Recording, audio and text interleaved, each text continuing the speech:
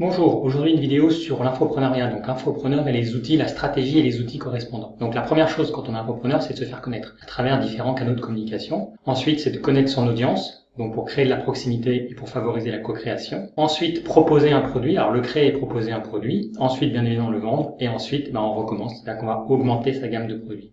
Pour se faire connaître, il y a plusieurs possibilités. La première possibilité, c'est le blog. L'avantage, c'est qu'on est propriétaire du blog.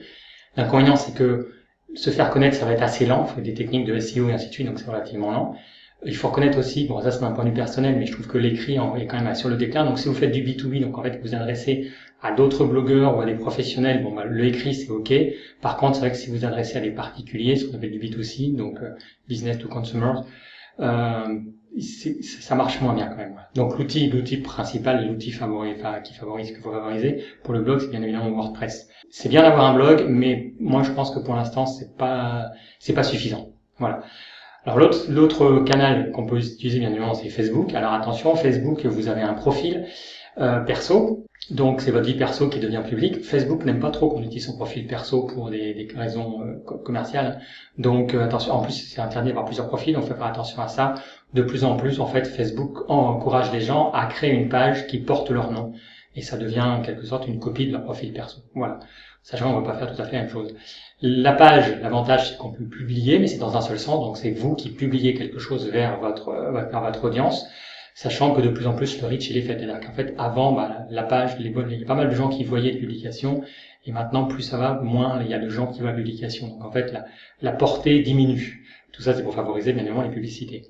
Vous avez aussi les groupes. Alors les groupes, le principe est un peu différent, c'est que vous allez créer de l'interaction, c'est-à-dire que là n'importe qui peut interagir dans le groupe, poser une question, l'autre répond et ainsi de suite. L'inconvénient, c'est que le contenu historique disparaît. En fait, il faut vraiment faire des recherches. Sinon, le problème, c'est qu'on a des personnes qui ont posé X fois la même question. Ça, c'est un peu l'inconvénient du groupe. Sinon, il y a les chatbots. Bon, ça demande une manipulation. Enfin, c'est une connaissance un petit peu supplémentaire. C'est très bien, mais c'est vrai que pour l'instant, c'est un peu du complémentaire. Alors, les outils, il y en a principalement deux. Donc, Canva, qui est gratuit, qui permet effectivement de faire plein de graphiques, donc de les poster sur votre profil, sur votre page, sur votre groupe et dans d'autres canaux de communication. Et sinon, vous avez Hootsuite et Buffer qui, même en version gratuite, permettent aussi de poster et d'automatiser un petit peu le post plutôt que de faire tout à la main. Voilà. Donc là, c'est vraiment super. Personnellement, j'ai une petite préférence pour Buffer quand même. Le canal suivant, c'est YouTube. Alors, YouTube, qui dit YouTube, dit vidéo. Donc, si vous n'êtes pas à l'aise face à la caméra, effectivement, il va falloir trouver autre chose.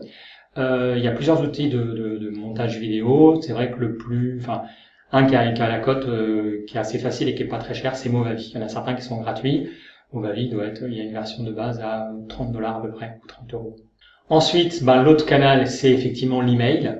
Donc, pour communiquer avec votre communauté, l'avantage de l'email, c'est qu'en fait, vous allez, à condition de communiquer régulièrement et d'envoyer du contenu intéressant à votre communauté, vous allez pouvoir garder un contact avec les gens, même si Facebook vous bloque, même si YouTube disparaît, même si Instagram vous bloque votre page, ainsi de suite, vous avez toujours l'adresse email. L'inconvénient aussi, c'est qu'effectivement, construire une communauté, construire une audience est relativement long. Voilà. Donc ça vous nécessitera d'avoir un autorépondeur. Donc soit Mailchimp qui est gratuit jusqu'à 2000 contacts et qui est en anglais, soit LG Autorépondeur. L'avantage c'est qu'il est français pour les gens qui sont récalcitrants en anglais. Voilà. Canal suivant, Instagram. C'est bien si votre audience est plutôt jeune. Il y a beaucoup de followers ainsi de suite sur Instagram, mais l'engagement il n'est pas aussi fort que sur d'autres. Enfin, ça dépend des marchés, ça dépend des niches. Il faut essayer d'adapter une stratégie un peu d'influenceur, c'est-à-dire c'est un peu Instagram, c'est un niveau du bling bling, quoi. C'est un petit peu, il faut se faire voir. Voilà, c'est ça. Snapchat, c'est vraiment utile si vous avez une clientèle qui est jeune, sinon il n'y a pas trop d'intérêt. Et le podcast, alors le podcast c'est que de l'audio, c'est que du MP3, donc si vous n'avez pas envie de montrer votre visage, c'est l'idéal, c'est le podcast. C'est un média qui monte, comme un canal de communication qui monte. Personnellement, j'aime beaucoup parce que l'avantage, c'est qu'effectivement, il y a des logiciels pour télécharger des podcasts très facilement. Et après, vous êtes en voiture, vous êtes dans les transports en commun, vous êtes dans une file d'attente. Hop, vous allez sur votre application dans votre smartphone, vous écoutez un podcast et comme ça, il n'y a pas de temps perdu. Donc ça, c'est vraiment super. Voilà, donc ça, c'était les stratégies pour se faire connaître et les différents moyens canaux de communication. Suivant, connaître son audience, donc pour créer de la proximité et favoriser la co-création. Donc, la proximité, en fait, il faut vraiment aimer son avatar. Donc, quand vous êtes infopreneur, il faut aimer ce que vous faites. Hein. Vous ne pouvez pas ne pas aimer ce que vous faites. Enfin, il y en a certains, mais c'est quand même assez rare. Et il faut vraiment apporter de la valeur. Voilà, ça c'est vraiment très important. Et donc, il faut adopter un peu une stratégie d'influenceur le côté noble du terme, on va dire. C'est-à-dire que vraiment, il faut apporter de la valeur, que ce soit sur Instagram, que ce soit sur Snapchat, que ce soit sur YouTube. Il faut vraiment effectivement apporter quelque chose à votre audience. Et il faut communiquer donc pour interagir et pour répondre. Ça va vous permettre donc de créer de la proximité, ça va permettre de mieux connaître votre avatar et comme ça effectivement au moment de créer le produit, vous saurez exactement ce que votre audience a besoin, ce dont votre audience a besoin, plutôt que de faire un produit où vous pensez que c'est le bon, puis en fait quand vous le sortez, en fait personne n'en veut parce que c'est pas du tout ça que les gens attendaient. Voilà, l'élément suivant, c'est donc proposer un produit. Donc l'avantage, l'idéal, c'est de le faire en co-création, c'est-à-dire qu'en fait vous commencez à communiquer avant même que le produit existe, vous commencez à communiquer avec votre audience en leur disant, voilà, j'ai créé un produit, quels sont vos besoins, de quoi vous avez besoin, et de le co-créer avec eux. C'est-à-dire qu'au fur et à mesure que certains vous posent des questions, ont des problèmes, et ainsi de suite, vous allez rajouter tout ça dans votre produit. Donc comme ça, vous êtes sûr que c'est un produit qui répond bien à la demande de votre audience. C'est un produit qui a une demande. C'est pas quelque chose où en fait vous êtes persuadé qu'il y a une demande, et puis en fait quand vous arrivez, le marché vous dit, non, il n'y en a pas. Donc c'est identifier le besoin et y répondre. Ça, c'est vraiment la clé du succès pour tout ce qui est infopreneuriat. Et bien sûr un produit qui apporte de la valeur, qui résout un problème, qui apporte une solution. Alors évitez les vidéos comment faire, puisque ça il y en a plein sur YouTube, et en fait comment faire, vous n'apportez pas de solution, vous expliquez juste comment faire, d'accord? Il faut vraiment que le produit que vous apportez, que vous vendez, il apporte quelque chose à votre audience.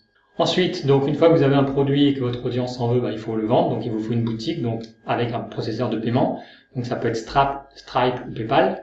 D'accord. Il vous faut un espace membre pour y mettre soit les PDF, soit les vidéos, soit les audios auxquels auront accès vos membres. D'accord. Alors il existe plusieurs solutions tout en un. L'avantage c'est qu'effectivement, surtout pour les débutants, c'est très bien parce que tout est réuni. Donc il y a System.io qui est le moins cher, qui est pour l'instant à 27 € par mois. Il y a Wolfeo.net, donc tous les deux sont en français. Non, LearnyBox aussi est en français. Wolfeo.net qui est un peu plus cher. LearnyBox qui est encore un petit peu plus cher mais qui est là sur le marché depuis un paquet d'années, donc il est bien établi, et ClickFunnels qui est un peu le leader mondial et qui est uniquement en anglais. Donc suivant effectivement votre budget et suivant que vous voulez tout en français ou en anglais ou que en anglais, à vous de choisir. Et dernier élément, et bien évidemment, c'est monter en gamme. Donc effectivement, une fois que vous avez fait un premier produit avec un prix, on va dire un prix d'appel, effectivement, il faut continuer à communiquer avec votre audience, identifier ses besoins et monter en gamme. Donc, identifier les besoins spécifiques, être à l'écoute et faire un deuxième produit. Et donc, toujours pareil, et on continue et on recommence. C'est une boucle, en fait, presque une boucle sans fin. C'est-à-dire qu'effectivement, il faut aller à chaque fois en fonction des besoins de votre niche, de votre audience, aller dans on va dire, des micro-niches différentes et résoudre ou répondre au problème de façon différente à chaque fois, en apportant une solution et de la valeur. Voilà. J'espère que cette vidéo vous a plu. N'hésitez pas, abonnez-vous à la chaîne et sinon likez et partagez. Merci à vous, bonne journée. Abonnez-vous en cliquant sur le rond et sinon il y a 2 autres vidéos ici qui vont certainement vous intéresser. Et voici aussi quelques images de l'île Maurice là où j'habite. Bonne journée.